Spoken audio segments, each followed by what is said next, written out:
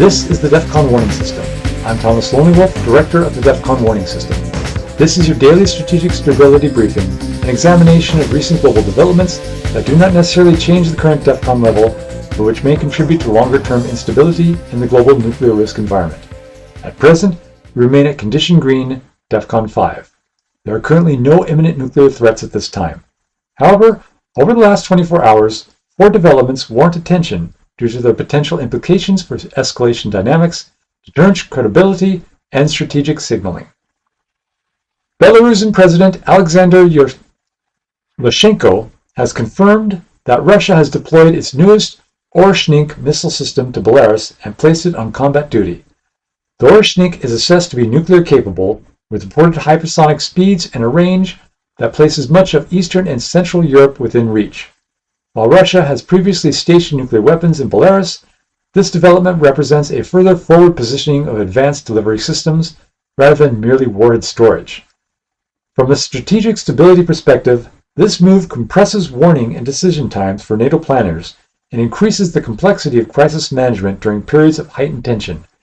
It also deepens Belarus's role as a nuclear staging ground, further entangling it in Russia's strategic posture.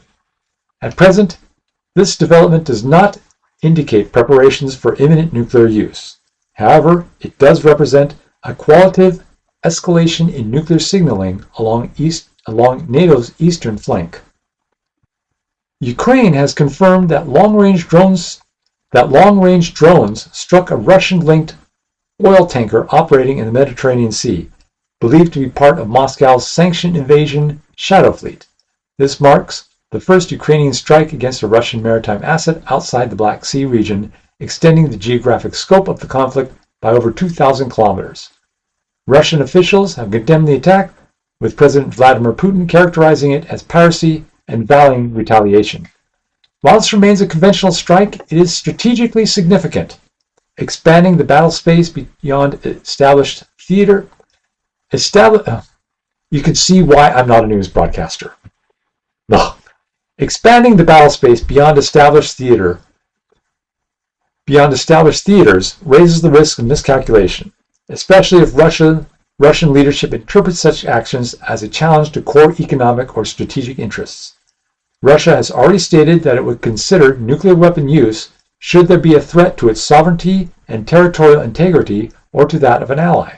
While certainly the attack of an oil tanker does not rise to that level, the expanding nature of the war against Ukraine is something to watch. Again, like I said yesterday, and like we've said numerous times before, this war in Ukraine is something that people are not taking seriously enough. While this may not turn into a nuclear conflict, I won't even say may not, it will not.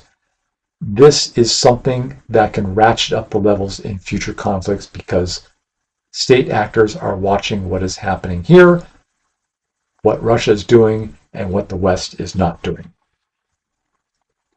Moving to Israel.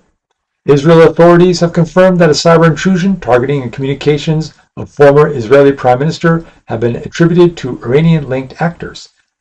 The attack did not result in physical damage, but it represents a deliberate escalation in the cyber domain aimed at high-visibility political leadership. Cyber operations of this nature are significant for nuclear risk analysis because they complicate crisis signaling and attribution, particularly among states that either possess nuclear weapons or are closely aligned with nuclear-armed allies. Israel and Iran remain locked in a prolonged shadow conflict across multiple domains. Cyber operations targeting political leadership increase mistrust and raise the possibility of misinterpretation during future crisis, a factor that can indirectly affect nuclear stability. Well, let me kind of rephrase that. What this means is that cyber attacks are difficult to track down and they have plausible deniability behind them. So an actor can attack and it's difficult to link the blame to them. So if Iran targets Israel through a cyber attack, Israel is going to have a difficult time justifying retaliation. And when this starts happening with nuclear actors, it becomes even more dangerous. Moving to Asia, Japan has formally reaffirmed its long-standing commitment to its 3 non-nuclear principles: do not possess, produce, or permit nuclear weapons on its territory. This statement follows media reports that a senior Japanese security official has suggested Japan might consider acquiring nuclear weapons in response to growing regional threats. While the government emphasized that official policy remains unchanged, the episode is notable. It reflects rising anxiety among U.S. allies regarding extended deterrence, especially in light of North Korea's advancing nuclear capabilities and China's expanding strategic forces.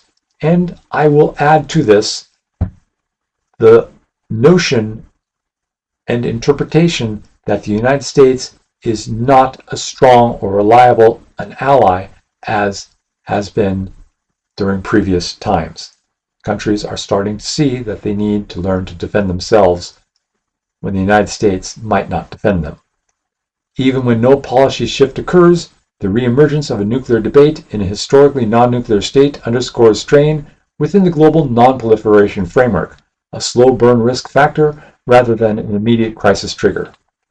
None of today's developments indicate an imminent move toward nuclear conflict. However, taken together, they illustrate ongoing pressure points within the global strategic environment: forward development of nuclear-capable systems, expansion of conventional conflict zones, cyber operations targeting leadership figures, and renewed debate over nuclear deterrence among allied states.